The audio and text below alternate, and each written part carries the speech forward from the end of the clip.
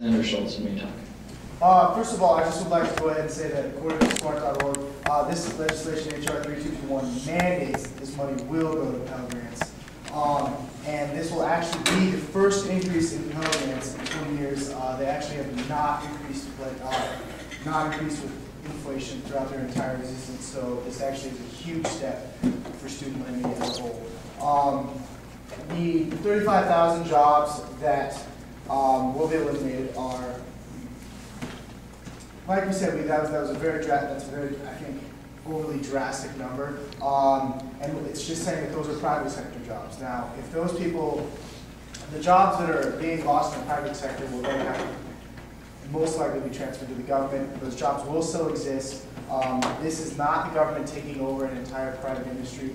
It's different than that. I know it really looks like that as a whole, but we had a very long theoretical discussion about this, and we did realize that it is not the elimination of the private industry, which is what it looks like on the surface.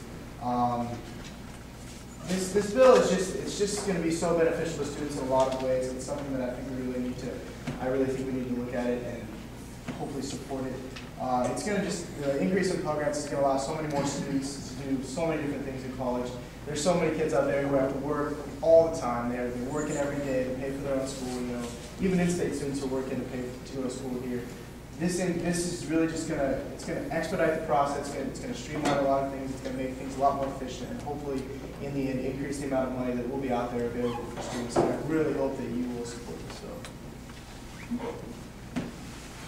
Next, Vice President Kirk. Senator Solomon, I really appreciate your hesitation as far as not sending the troops without knowing what we're sending them to. However, without a directive, they can't do anything. The fact that the Senate will come up with some sort of bill, but the timeline is unknown. So in that sense, either it's out of our hands later, or it's in our hands now is the kind of way I see it. So on that basis, I feel as though it kind of falls short. So I just want to put a little confidence in the fact that GLC has made one of the most informed decisions and directives here and composed this very carefully. So whatever the case may be, they're not going to go in just blazing, but GLC is most likely going to be doing a very thorough research process and get the best decision out of it. So just to address some concerns there. Senator Steele. Yeah, I have 2 points. First, we don't know where some of this information comes from, so the loss of 35,000 jobs I would question, because since it sounds like the number of scholarships isn't going to go down, we're going to need lots of people to still process scholarships, to provide customer service, and that sort of thing. So these people's jobs may not be in the private sector, they may go to the public sector, but they're probably still going to exist. So I question if 35,000 jobs are really going to be lost. The other point I want to make is that I worked as a study abroad advisor at Texas A&M before I came back to school.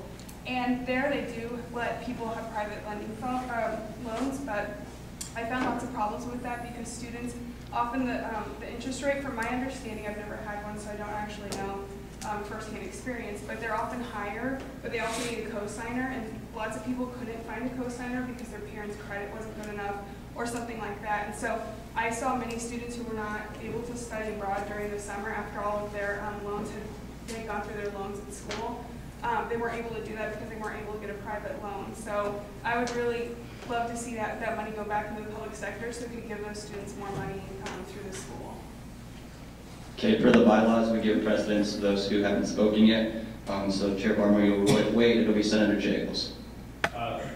One of the things is, you said that so many private sector jobs are going to be lost and all this, but with things as tight as they are, when budget cuts being put, they're at state level, but everything is tight everywhere.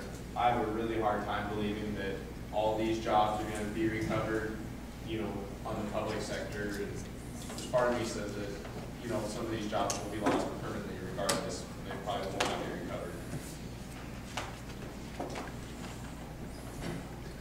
recovered. Senator Smith. I may be a little confused on what actually happens, but there may be an increase in Pell Grants, but I think what Senator Rose was saying earlier was that there was no increase in funding, which this money is already going to students in another sector. So I think, maybe correct me if I'm wrong, Senator Rose, but there won't be any increase in money because what was over here is now over here. Is that kind of what you're saying?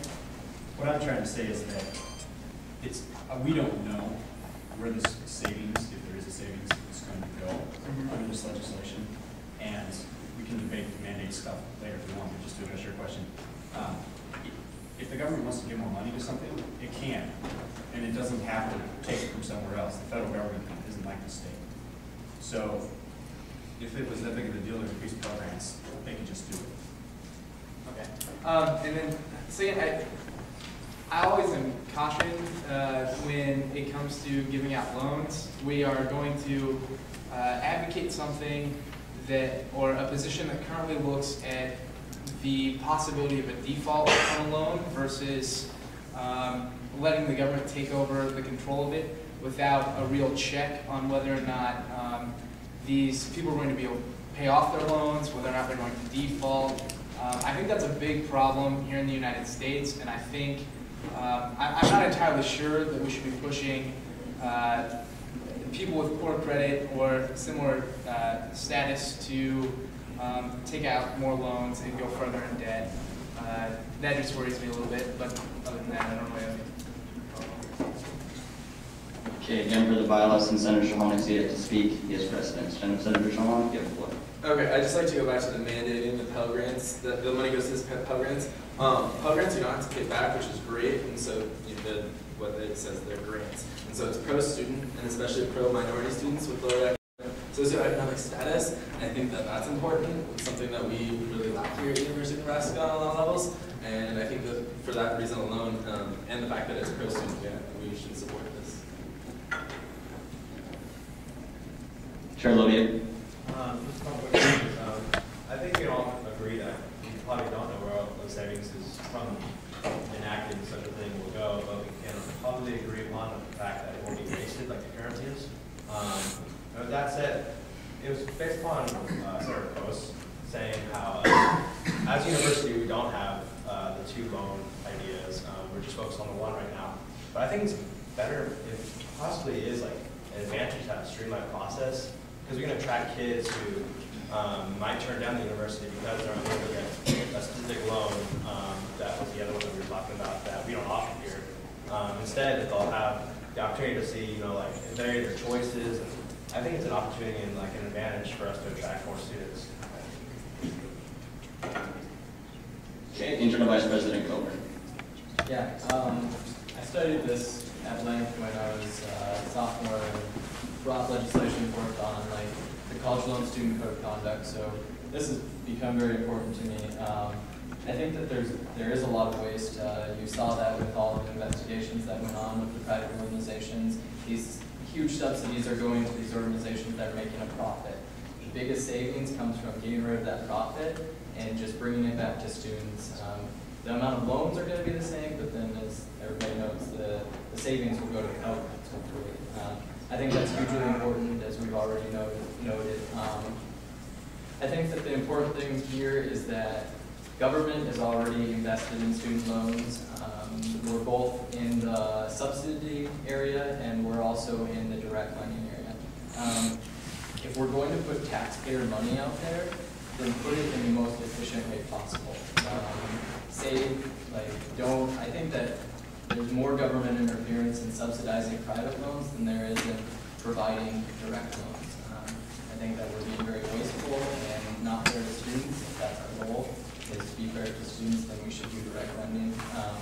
Also, Senator Smith, I would just note that the direct lending has the lowest default rate of any of the lending programs out there. Both private subsidized and private unsubsidized, it has the lowest default rate. If you talk to Craig Boonier, Director of Scholarship and Financial Aid, obviously he's a big supporter of that, but he's a big supporter of it because his staff went down. We didn't have to pay for as many staff members when we went direct lending. There's just a lot of efficiencies across the board that happen because of this, and in the end, we're going to see more students coming to this university because we have more money available, so that's why I'm in support of this. Okay, Chair Barmore, thanks for waiting.